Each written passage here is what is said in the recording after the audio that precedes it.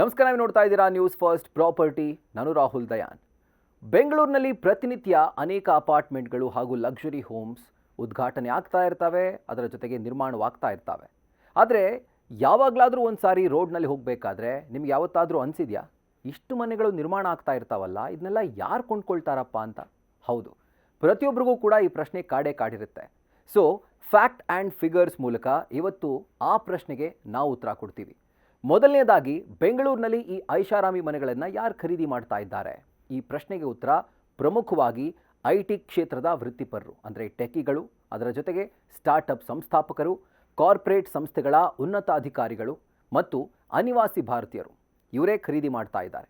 ಇವರಿಗೆ ಯಾಕೆ ಈ ಲಕ್ಸುರಿ ಮನೆಗಳು ಹೆಚ್ಚಾಗಿ, ಅಂದರೆ ಈ ವರ್ಗಕ್ಕೆ ಮಾತ್ರ ಯಾಕಷ್ಟು ಈಸಿಯಾಗಿ ಕೈಗೆಟುಕ್ತಾ ಇದೆ? ಯಾಕೆ ಅಂತಂದರೆ, ನಗರದ ತಂತ್ರಜ್ಞಾನ ಮತ್ತು ಸ್ಟಾರ್ಟಪ್ ವಲಯದಲ್ಲಿ ಸೃಷ್ಟಿಯಾಗ್ತಿರುವಂಥ ಬೃಹತ್ ಸಂಪತ್ತು ಹಾಗೂ ಹೂಡಿಕೆ, ಈ ಪ್ರೀಮಿಯಂ ರಿಯಲ್ ಎಸ್ಟೇಟ್ ಉದ್ಯಮದ ಬೆಳವಣಿಗೆಗೆ ಇದೊಂದು ಪ್ರಮುಖ ಕಾರಣ ಅಂತ ಹೇಳಬಹುದು. ಇನ್ನು ಕಂಪನಿಗಳ ಸ್ಟಾಕ್ ಆಪ್ಷನ್ಗಳು, ಅಂದರೆ ESOPs, ಅದರ ಜೊತೆಗೆ ಯಶಸ್ವಿ ಉದ್ಯಮ ನಿರ್ಗಮನ ಮತ್ತು ಗಣನೀಯ ಪ್ರಮಾಣದ ವೆಂಚರ್ ಕ್ಯಾಪಿಟಲ್ ಕೂಡ ಈ ಪ್ರವೃತ್ತಿಗೆ ಒಂದು ರೀತಿ ಸ್ಪೀಡ್ ನೀಡಿದೆ ಅಂತ ಹೇಳ್ಬೋದು. ಕಳೆದ ಕೆಲವು ವರ್ಷಗಳಲ್ಲಿ ಬೆಂಗಳೂರಿನಲ್ಲಿ ಈ ಪ್ರೀಮಿಯಂ ಹೋಮ್ಗಳನ್ನು ಖರೀದಿ ಮಾಡೋರ ಸರಾಸರಿ ವಯಸ್ಸು ಸುಮಾರು 34 ವರ್ಷಕ್ಕೆ ಇಳಿಕೆಯಾಗಿದೆ.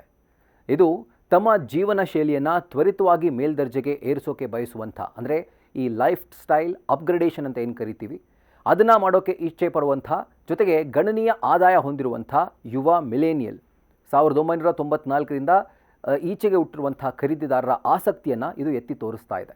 ನಗರದಲ್ಲಿನ ಸ್ಟಾರ್ಟಪ್ಗಳ ಸಕ್ಸಸ್, ಅದರ ಜೊತೆಗೆ ಬಹುರಾಷ್ಟ್ರೀಯ ಕಂಪನಿಗಳ ಒಂದು ಬಲಿಷ್ಠ ಪ್ರೆಸೆನ್ಸ್ ಒಂದು ಸ್ಥಳೀಯವಾಗಿ ಅತ್ಯಂತ ಶ್ರೀಮಂತ ಖರೀದಿದಾರರ ವರ್ಗವೊಂದನ್ನು ಸೃಷ್ಟಿ ಮಾಡಿದೆ. ಕೈತುಂಬ ಸಂಬಳ ಮತ್ತು ಹೆಚ್ಚಿನ ಖರ್ಚು ಮಾಡಬಹುದಾದಂಥ ಆದಾಯವನ್ನು ಹೊಂದಿರೋ ಹಿರಿಯ ಸಾಫ್ಟ್ವೇರ್ ಇಂಜಿನಿಯರ್ಗಳು, ಡೇಟಾ ಸೈಂಟಿಸ್ಟ್ಗಳು ಮತ್ತು ಕಾರ್ಪೊರೇಟ್ ವಲಯದ ಲೀಡರ್ಗಳು ಸಾಂಪ್ರದಾಯಿಕ ಫ್ಲ್ಯಾಟ್ಗಳ ಬದಲಾಗಿ ಈ ವಿಸ್ತಾರವಾದ ವಸತಿ ಸ್ಥಳಗಳನ್ನು, ಲಕ್ಸುರಿ ಹೋಮ್ಗಳನ್ನು ಖರೀದಿ ಮಾಡೋಕ್ಕೆ ಸಕ್ರಿಯವಾಗಿ ಮುಂದಾಗ್ತಾ ಇದ್ದಾರೆ. ಇದರೊಂದಿಗೆ ಯಶಸ್ವಿ ಸ್ಟಾರ್ಟಪ್ ಸಂಸ್ಥಾಪಕರು ತಮ್ಮ ಈಕ್ವಿಟಿಯನ್ನು ನಗದಿನ ರೂಪಕ್ಕೆ ಕನ್ವರ್ಟ್ ಮಾಡಿಕೊಳ್ಳೋ ಮೂಲಕ ಅಲ್ಟ್ರಾ ಲಕ್ಸುರಿ ಆಸ್ತಿಗಳನ್ನು ಖರೀದಿ ಮಾಡ್ತಿದ್ದಾರೆ. ಆ ಮೂಲಕ ತಮ್ಮ ಸಂಪತ್ತನ್ನು ಉನ್ನತ ಮಟ್ಟದ ಆಸ್ತಿಗಳಾಗಿ ಅವರು ಕನ್ವರ್ಟ್ ಮಾಡ್ತಾ ಇದ್ದಾರೆ. ಇದರ ಜೊತೆಗೆ ಅಮೆರಿಕ, ಯುನೈಟೆಡ್ ಕಿಂಗ್ಡಮ್ ಮತ್ತು ಮಧ್ಯಪ್ರಾಚ್ಯ ದೇಶಗಳಲ್ಲಿ ವಾಸ ಮಾಡ್ತಿರುವಂಥ ಅನಿವಾಸಿ ಭಾರತೀಯರು, ಅಂದರೆ NRIಗಳು ಅಂತ ಏನು ಕರಿತೀವಿ, ಇವರು ಇಲ್ಲಿನ ಲಕ್ಸುರಿ ಮನೆಗಳ ಮತ್ತೊಂದು ಪ್ರಮುಖ ಖರೀದಿದಾರರಾಗಿದ್ದಾರೆ. ಅನುಕೂಲಕರ ಕರೆನ್ಸಿ ವಿನಿಮಯ ದರಗಳು ಮತ್ತು ಜಾಗತಿಕ ಮಟ್ಟದಲ್ಲಿ ಬೆಳೀತಾ ಇರುವಂಥ ಬೆಂಗಳೂರಿನ ಜೊತೆ ಇರುವಂಥ ಒಂದು ಗಾಢವಾದ ಭಾವನಾತ್ಮಕ ಒಡನಾಟದಿಂದಾಗಿ ಈ ವಿದೇಶಿ ಖರೀದಿದಾರರು ಪ್ರೀಮಿಯಂ ಗೇಟೆಡ್ ವಿಲ್ಲಾಗಳನ್ನು ಮತ್ತು ಅಲ್ಟ್ರಾ ಲಕ್ಸುರಿ ಪೆಂಟ್ ಹೌಸ್ಗಳನ್ನು ಹೆಚ್ಚೆಚ್ಚಾಗಿ ಖರೀದಿ ಮಾಡ್ತಿದ್ದಾರೆ. ಇವರು ಬೆಂಗಳೂರನ್ನು ಕೇವಲ ದೀರ್ಘಾವಧಿಯ ಸುರಕ್ಷಿತ ಹೂಡಿಕೆಯಾಗಿ ಮಾತ್ರ ನೋಡ್ತಾ ಇಲ್ಲ, ಬದಲಿಗೆ ಒಂದು ಗ್ಲೋಬಲ್ ಲೈಫ್ ಸ್ಟೈಲ್ಗೆ ಸರಿ ಹೊಂದುವಂಥ ತಮ್ಮ ಭವಿಷ್ಯದ ನಿವೃತ್ತಿ ಜೀವನದ ಕೇಂದ್ರವಾಗಿ ಕೂಡ ಇದನ್ನು ನೋಡ್ತಿದ್ದಾರೆ. ಶ್ರೀಮಂತ ಖರೀದಿದಾರರ ಈ ವೈವಿಧ್ಯಮಯ ಗುಂಪು ಪ್ರಸ್ತುತ ಮಾರುಕಟ್ಟೆಯಲ್ಲಿ ಎಂಥ ಮನೆಗಳು ಮಾರಾಟವಾಗ್ತಿವೆ, ಅದರ ಜೊತೆಗೆ ಎಲ್ಲಿ ಮಾರಾಟವಾಗ್ತಾ ಇವೆ ಅನ್ನೋದರ ಚಿತ್ರಣವನ್ನೇ ಒಂದು ರೀತಿಯಾಗಿ ಬದಲಾಯಿಸಿದೆ ಅಂತ ಹೇಳ್ಬೋದು.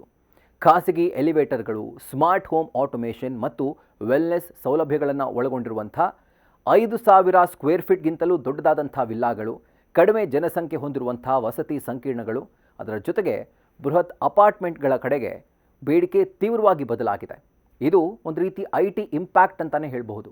ಕಾರ್ಪೊರೇಟ್ ಉದ್ಯಮಿಗಳು ಈ ಸಾಂಪ್ರದಾಯಿಕ ಇಲೈಟ್ ನೈಬರ್ಹುಡ್ಸ್ ಅಂತ ಏನು ಕರಿತೀವಿ, ಕೋರಮಂಗಲ, ಲ್ಯಾವೆಲ್ ರೋಡ್ ಮತ್ತು ಇಂದಿರಾನಗರ, ಸೊ ಇಂಥ ಏರಿಯಾಗಳನ್ನು ಇವತ್ತಿಗೂ ಇಷ್ಟಪಡ್ತಾ ಇದ್ದರೆ, ಮತ್ತೊಂದು ಕಡೆ ವೈಟ್ ಫೀಲ್ಡ್ ಮತ್ತು ಸರ್ಜಾಪುರದಂಥ ಹೊಸ ಟೆಕ್ ಹಬ್ಗಳು, ಜೊತೆಗೆ ಅಂತಾರಾಷ್ಟ್ರೀಯ ವಿಮಾನ ನಿಲ್ದಾಣದ ಸಮೀಪ ಇರುವಂಥ ನಾರ್ತ್ ಬೆಂಗಳೂರಿನ ವೇಗವಾಗಿ ಬೆಳೀತಾ ಇರುವಂಥ ಕಾರಿಡಾರ್ಗಳು ಇತ್ತೀಚಿನ ಐಷಾರಾಮಿ ಹೂಡಿಕೆಗಳ ಒಂದು ಪ್ರಮುಖ ಕೇಂದ್ರಗಳಾಗಿ ಅವು ಹೊರಹೊಮ್ತಾ ಇವೆ. ಸೊ ಇದೇ ಥರದ ಮತ್ತಷ್ಟು ಇಂಟ್ರೆಸ್ಟಿಂಗ್ ಕಾಂಟೆಂಟ್ಗಳಿಗಾಗಿ ನ್ಯೂಸ್ ಫಸ್ಟ್ ಪ್ರಾಪರ್ಟಿನ ಸಬ್ಸ್ಕ್ರೈಬ್ ಮಾಡಿ, ಬೆಲ್ ಐಕಾನ್ ಕ್ಲಿಕ್ ಮಾಡೋದನ್ನು ಮರಿಬೇಡಿ. ಕ್ಷಣ ಕ್ಷಣದ ಮಾಹಿತಿಗಾಗಿ ನೋಡ್ತಾರೆ ನ್ಯೂಸ್ ಫಸ್ಟ್, ನಿರ್ಭೀತಿಯಿಂದ ನಿಮ್ಮ ಪರವಾಗಿ.